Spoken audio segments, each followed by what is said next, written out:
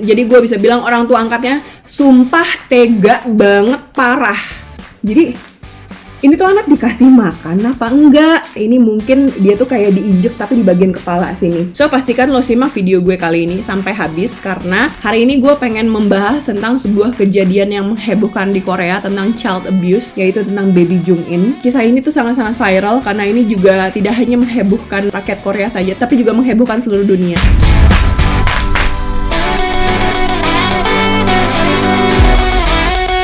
Halo guys, apa kabar semuanya? Jadi ketemu lagi dengan gue Winta di Winspace. Jadi buat lo yang baru pertama kali ini masuk di channel gue, jangan lupa subscribe, karena gue biasanya akan membahas tentang beberapa konten yang gue suka. Jadi gue biasanya ngobrolin tentang true crime yang pertama, yang kedua traveling, sama yang ketiga juga tentang keluarga.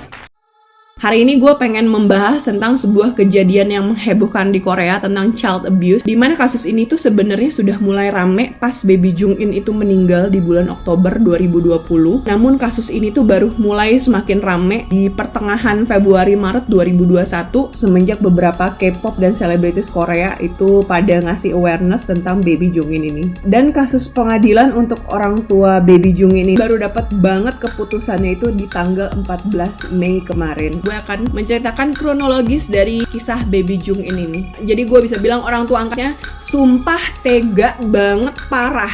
Jadi singkat cerita, Baby Jung In ini lahir pada tanggal 10 Juni 2019, seorang yatim piatu. Ibunya itu ada kemungkinan sudah meninggal, dan bapak biologisnya itu tidak pernah ketahuan dia itu siapa dan tinggal di mana. Jadi dari usia 8 hari, Baby Jung In ini sudah dikasih ke gereja, diserahkan ke seorang foster mom. Sambil biasanya itu menunggu diadopsi oleh keluarga yang sebenarnya. Dan dia akhirnya tumbuh menjadi seorang baby yang lucu banget, putih, manis, imut, murah senyum.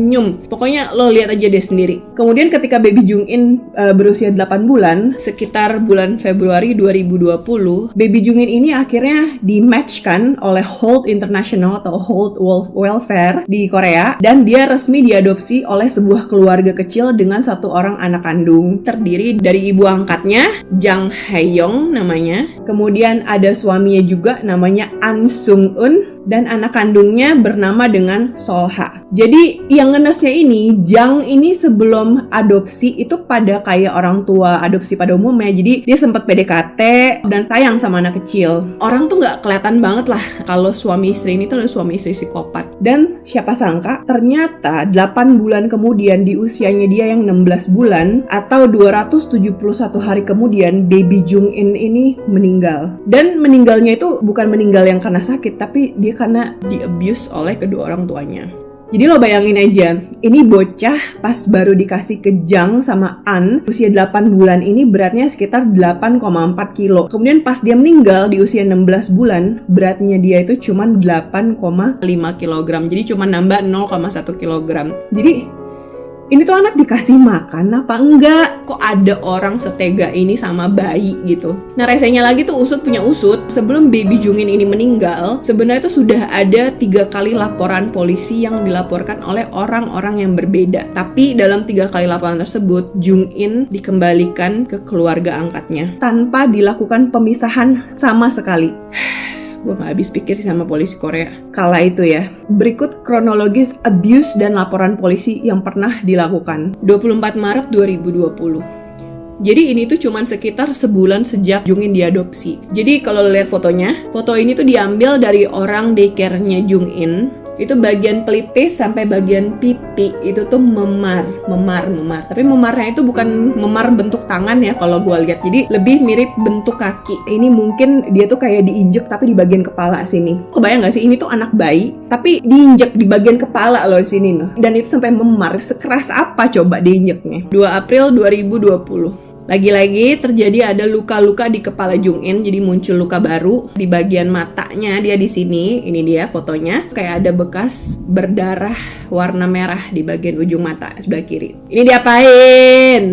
Terus 9 April 2020. Terus seminggu setelah itu muncul lagi luka-luka memar di bagian leher dan telinga. Ini kalau spekulasinya adalah bekas dipukulin, dicekek dan dijewer yang keras banget. Ini bahkan kalau gue baca, kalau dia tuh suka dijewer sampai kepalanya itu dibanting ke dinding. Terus 24 sampai 28 April 2020. Nah, di hari ini bagian telinganya itu kelihatan ada bentuk luka basah di bagian belakang gitu. Jadi mungkin ini kayak dijewer yang berkali-kali kayaknya ya. Terus di bagian pipi sini itu juga muncul memar baru sebagian sini. Jadi ini konon katanya si Jang ini tuh kalau emosi si Jungin tuh suka dipukulin. Jadi kalau kayak dia susah makan, dia tuh suka mukulin Jungin. 25 Mei 2020. Di sini lagi-lagi guru daycare menemukan luka-luka memar baru dan kali ini ada di bagian paha dalamnya Jungin. Jadi di perutnya dia juga ditemukan banyak bekas dipukulin sama benda tumpul. Dan di sini akhirnya guru-guru daycare memutuskan untuk melaporkan kejadian ini ke polisi. Jadi ini adalah first police report dilaporkan sama guru-guru daycare Jungin. Tapi di sini polisi itu tidak menginvestigasi terlalu jauh, cuman interview si Jang dan pertanggungjawabannya gimana, intinya kayak gitulah. An kala itu tuh bilang kalau luka-luka di badannya Jungin itu karena dia habis pijet jadi memar-memar gitu. Dan somehow polisi percaya aja dan akhirnya ngelepasin Jungin lagi. Nah, setelah laporan pertama ini, Jang dan An itu malah marah-marah sama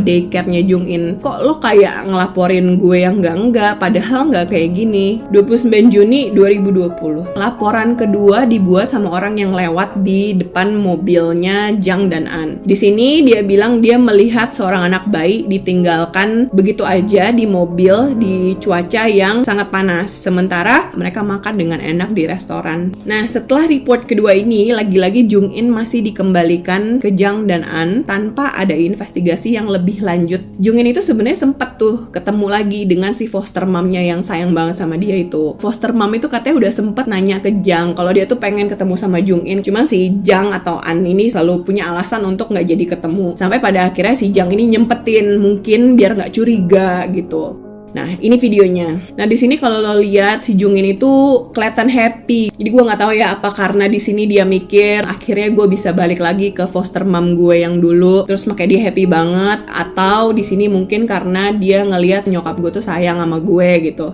Dan kalau lo perhatiin lagi di kepalanya Jungin pas saat ini udah ada bekas bengkak sih sebenarnya di bagian depan sini agak hitam gitu kan. Terus di sini si foster mom itu bikinin kalung. Jadi kalungnya itu ada nama inisialnya Jungin. Nah, kalau di Korea ini tuh sebenarnya adalah tradisi yang dilakukan hanya oleh orang-orang terdekat. Jadi bisa dibilang foster mama itu sayang banget sama Jungin. Lo kebayang gak sih kalau lo jadi foster mama Jungin? Agustus 2020, Jungin dan keluarganya sempat direkam sama TV show Korea. Jadi intinya ceritanya adalah tentang adopsi bayi yang bisa dilakukan oleh orang-orang biasa. Di sini intinya mereka pengen share kebahagiaannya mereka setelah mengadopsi Jungin intinya. Dan sekalian merayakan ulang tahunnya Jungin. Padahal ini bulan Agustus, sementara Jungin itu ulang tahunnya di bulan Juni. Jadi kalau lo lihat ini bener-bener settingan jadinya. Yang bikin ngeri lagi di video ini adalah lo bisa lihat betapa kedua orang ini tuh terlihat sangat normal, Jang dan An itu. Tapi kalau lo ngulang-ngulang video ini, Jungin itu tuh sama sekali nggak senyum loh, even pas dia nepuk tangannya, kayak lagi ketakutan, Bo. Dan bahkan si Jang itu harus ngegelitikin perutnya si Jungin biar si Junginnya itu ketawa. Terus di video ini lo bisa lihat, jadi bajunya itu juga sebenarnya bukan baju baru. Nah, ini tuh baju kakak angkatnya Solha. Baju ini dipakai sama Solha itu pas usia 4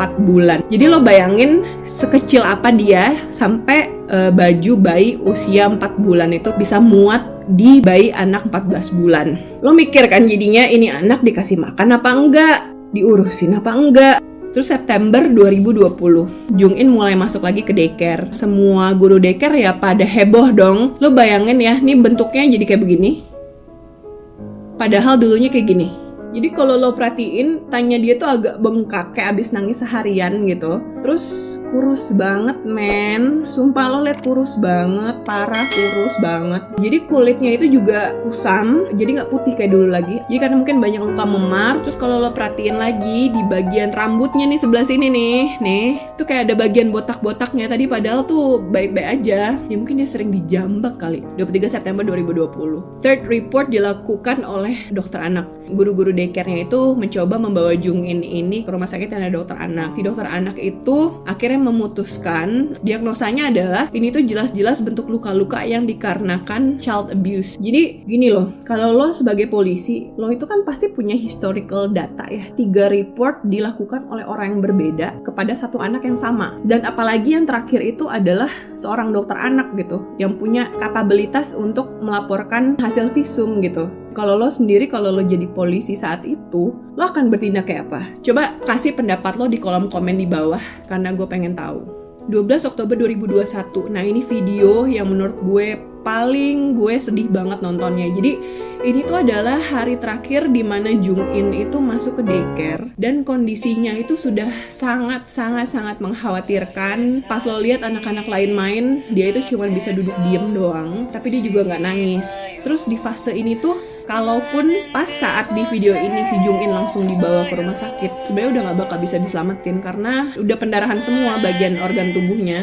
Jadi seharian dia itu cuman ngelendot lemes aja, minta dipeluk sama salah satu guru daycare-nya. Terus guru daycare-nya itu juga nyoba ngasih makan dia, tapi badannya dia itu nggak bisa nerima makanan lagi, jadi dia nggak mau makan. Bahkan pas dikasih susu juga badannya itu kayak sesek gitu kalau lihat videonya, karena organ dalamnya itu sudah penuh dengan pendarahan, kemudian sudah mulai gagal organ.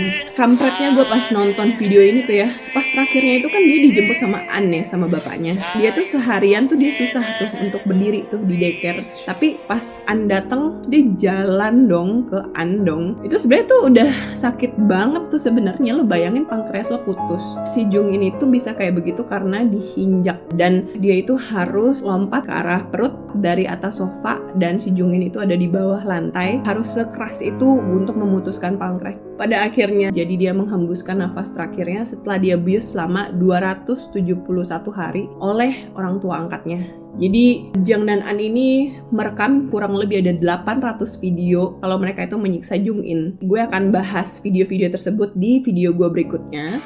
Peristiwa apa aja yang terjadi yang membuat baby Jung In itu meninggal, gimana hasil persidangan 14 Mei kemarin untuk Jung dan An. Pastikan jangan lupa subscribe, like, dan share konten ini, jadi jangan sampai lo ketinggalan konten-konten true crime gue berikutnya. Rest in peace baby Jung In. See you in my next video.